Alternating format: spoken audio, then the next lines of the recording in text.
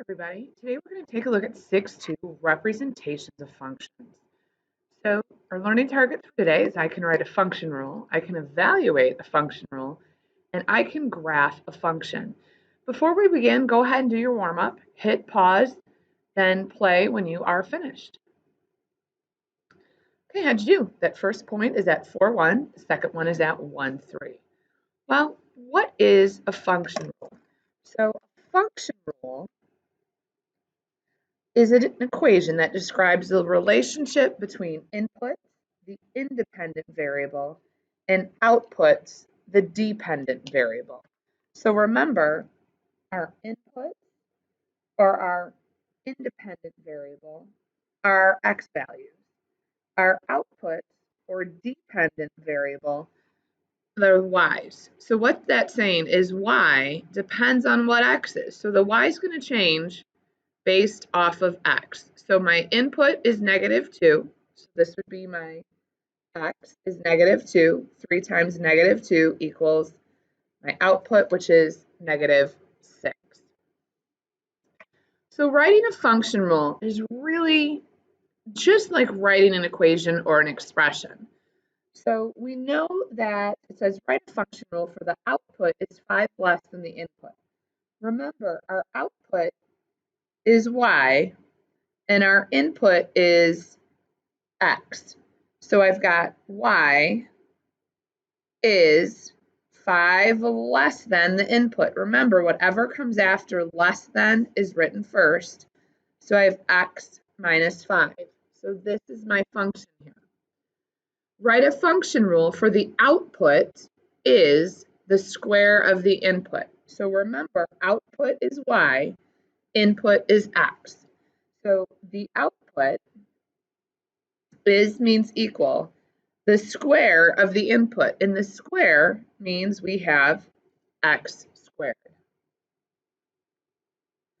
So how do we evaluate a function? Well, to be honest, it's exactly like what we've done before. So what is the value of y equals 2x plus 5 when x equals 3? So we're going to substitute 3 in for x. So y equals 2 times 3 plus 5. Y equals 6 plus 5, so y equals 11. Nice job. All right, go ahead and hit pause. I want you to try on your own. When you're done, hit play. How'd you do? So 1, y equals 1/4 x, 2, y equals 19, 3, y equals 50, and 4, y equals -8. So how can I write a function using a table and graphs? A function can be represented by an input-output table and by a graph. The table and graph below represent the function y equals 2x. Notice that's in the form of y equals mx plus b. So I've got my input and output, turn that into an ordered pair and graph it. So now I'm going to graph all of the solutions by drawing that line right through those points. Taking a look at example 3, graph the function y equals -2x plus 1 using the inputs of -1, 0, 1, and 2. So the first thing we're going to do is make an input-output table. Remember, the input is x, the output is y. So I have -2 times -1 plus 1. -2 times 0 plus 1, -2 times 1 plus 1, -2 times 2 plus 1. So I've got -2 times -1 is 2 plus 1, my output's 3. -2 times 0 is 0 plus 1, my output's 1. -2 times 1 is -2 plus 1 is -1. And -2 times 2 is -4 plus 1, which gives me -3. So my ordered pairs are -1, 3, 0, 1, 1, -1, and 2, -3.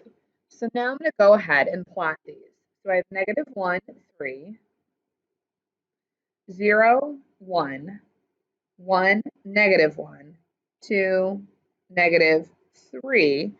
And then I'm going to go ahead and draw a line. So this is the solution to all the possibilities that make this true. Gosh, that sure sounds pretty darn familiar, doesn't it? All right, here's what I'd like for you to do. On your own, 5, 6, 7. Now, if you want to use y equals mx plus b, the slope and y-intercept to graph, go ahead. If you'd like to make a table, you can do that too. All right, so I've got my 3 graphs here. I've got y equals x plus 1, y equals negative 3x, and then y equals 3x plus 2. All right, well, let's take a look at a real-life application here.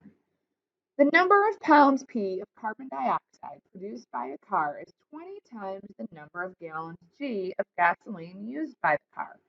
Write a graph of function that describes the relationship between G and P. So what do I know? I know the number of pounds of CO2 is 20 times the number of gallons of gas used. So what does that look like? The number of pounds of CO2, yeah, I don't know what that is. So we're going to use a variable there. P is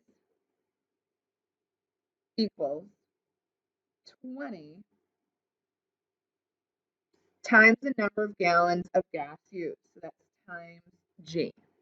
So what is my official equation? P equals 20G. So let's make an input-output table. So my input is G, my output is P, and my function is P equals 20G. Now in the past, I've always said use a negative or positive number. Now in this case, it doesn't make sense to have a negative number here because we can't have a negative amount of carbon dioxide. So we're going to go ahead and pick some positive numbers. Let's just do 1, 2, and 3. So I've got 20 times 1, 20 times 2, 20 times 3. So my output is 20, 40, 60. So that means I have 1, 20, 2, 40, and 3, 60. Now, when I make a graph, I need to make sure I've got my axes labeled and an appropriate scale. So my input, which is G, which is the amount of gasoline that we're going to use. So we can't have that negative there because we're not going to end up with negative amounts of carbon dioxide. So this is my X value here, or in this case, my G value. This is my P value. So I have gasoline in gallons, and then I have CO2 in pounds. Now, if I notice I've got small numbers here, so I'm just going to go 1, 2, 3, 4, spread that bugger out. Here, I'm going to do, let's see, 20, 40, 60, 80. Remember, we want to use as much of the graph as possible, so I have 1 and 20, 2 and 40, 3 and 60. Go ahead and get my protractor out and draw my line. You always want to make sure you label and use an appropriate scale here. So nice job. All right, let's take a look real quick at a summary here. So my equation is always going to be written in the form of y equals mx plus b. Remember that slope-intercept form.